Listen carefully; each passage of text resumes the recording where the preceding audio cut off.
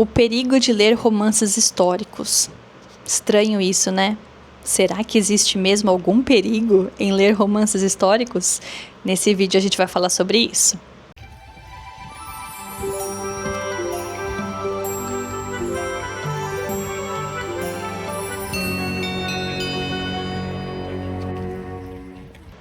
Mas antes da gente começar, deixa eu me apresentar. Meu nome é Eliana Capiotto, eu sou professora de inglês e aqui nesse canal eu falo sobre um pouco de tudo, inclusive sobre livros. E se você tem interesse em saber mais sobre o meu trabalho como professora de inglês, eu vou deixar um link aqui embaixo.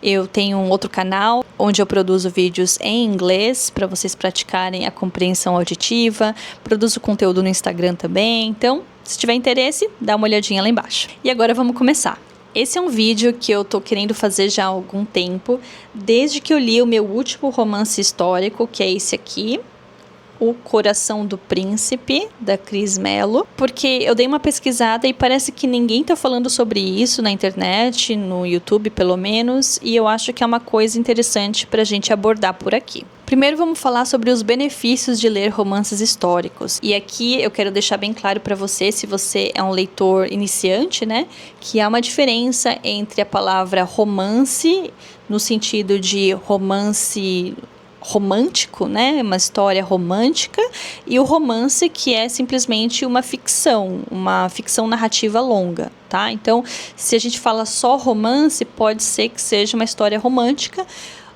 e se for algum outro tipo de romance, a gente coloca uma outra palavra junto. Então, um romance contemporâneo, um romance histórico, e assim vai, tá? Bem, então vamos falar sobre os benefícios de ler romances históricos. Quando você lê um romance histórico, você entra em contato com aquela história de uma forma que os livros didáticos não logram. Por quê? Porque quando você lê um romance, você começa a seguir os passos ali dos personagens principais que estão inseridos naquele momento histórico. Você se conecta com esses personagens, você vive com eles experiências que eles estão passando ali, você sofre com eles, você fica animado com eles, você fica com medo com eles, enfim, você compartilha ali das emoções daqueles personagens. Isso te ajuda muito a entender aquele momento histórico e a ter interesse em saber mais sobre aquele momento histórico. Né? Então, eu me lembro, eu li um livro chamado O Palácio de Inverno, há muito tempo, eu era pré-adolescente, foi um livro emprestado por uma amiga da minha mãe, e nesse livro fala sobre o czar, sobre a Revolução Russa, sobre os filhos do czar.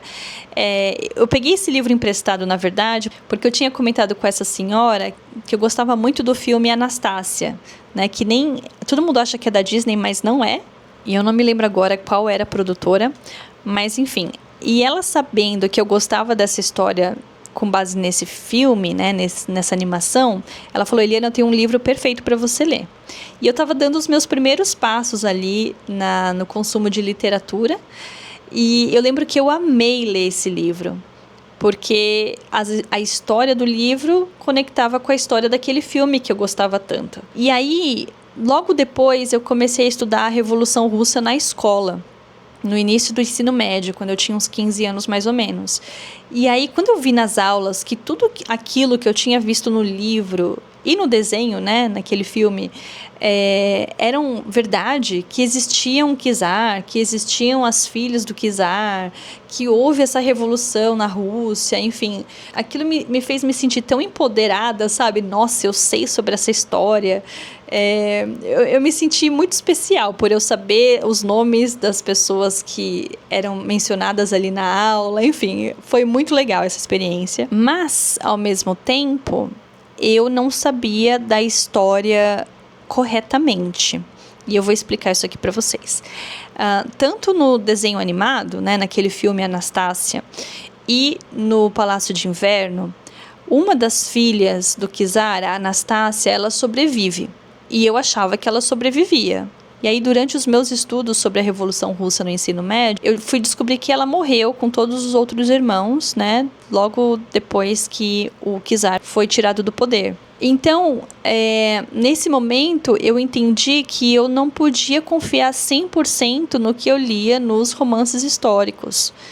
e assistia nos filmes também, né? Então ali foi a minha primeira experiência com romances históricos, me fez aprender e ter interesse sobre aquele momento, mas também me fez aprender a ler com um grãozinho de sal, consumir aquele conteúdo com um grãozinho de sal, porque pode ser que nem tudo que esteja ali seja verdadeiro. E aí eu li alguns outros romances históricos ao longo da minha vida, inclusive eu vou fazer um vídeo sobre eles aqui.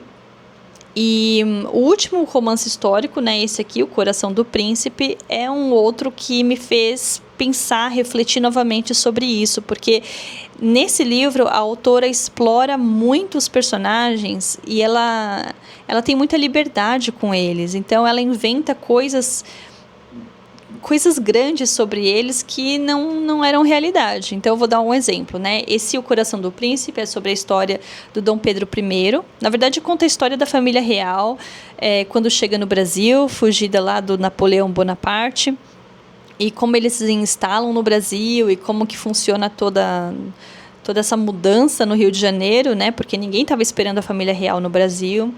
E aí depois conta um pouco a história sobre o Dom Pedro, que era criança quando chegou no Rio de Janeiro, e aí ele vai crescendo, ele faz amizade com uma menina que morava ali na casa onde ele estava se hospedando, e aí eles começam a desenvolver um relacionamento amoroso, e muita coisa acontece daí pra frente, né?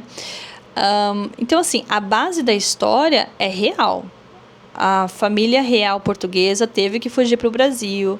Aquela parte de como eles se resolveram para acomodar a família real era verdade. Eu estou falando que era verdade porque eu chequei, né? Eu fui atrás, eu fiquei com medo de aprender o que eu estava lendo ali no livro, sem que aquilo tenha sido realidade. Então eu pesquisei e isso realmente aconteceu.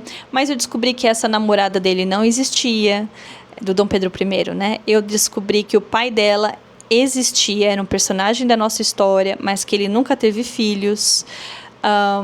O livro também fala sobre escravidão, sobre grupos de escravos que fugiam, fala um pouco de tudo sobre as relações familiares entre os membros da família real. Tem muita coisa que é verdade, tem algumas coisas que são mentira. Aí tem uma mistura dos nomes. Essa primeira namorada do Dom Pedro tem nome de Amélia, que na verdade é o nome de uma parceira do Dom Pedro depois, já quando ele está mais velho. Então a autora ela brinca bastante com alguns fatos relacionados à família real, e num primeiro momento eu me senti meio desconfortável com isso, porque eu senti que ela estava explorando demais esses personagens de forma muito livre, criando muitas coisas irreais sobre eles. Mas o que eu percebi é que, como eu sou uma pessoa que gosta de explorar, gosta de pesquisar, isso me deu mais vontade de querer saber mais sobre esse momento histórico no Brasil. Então, eu acabei entendendo melhor as relações ali entre os membros da família real, ali na sociedade de 1808, de forma muito mais fácil, porque eu estava conectada emocionalmente com aqueles personagens, e a minha pesquisa na internet era uma pesquisa prazerosa. Então, eu queria saber o que era a realidade, sabe? E depois disso, eu assisti alguns documentários sobre essa época, eu assisti uma entrevista da autora sobre a pesquisa dela. Então, assim, a leitura desse livro me abriu portas para estudar um pouco mais sobre esse momento histórico do Brasil, e que antes eu nunca tive muito interesse. Eu já estudei na escola, eu vi aqueles nomes antigamente, mas eu não lembrava, porque eu não me conectei com eles emocionalmente.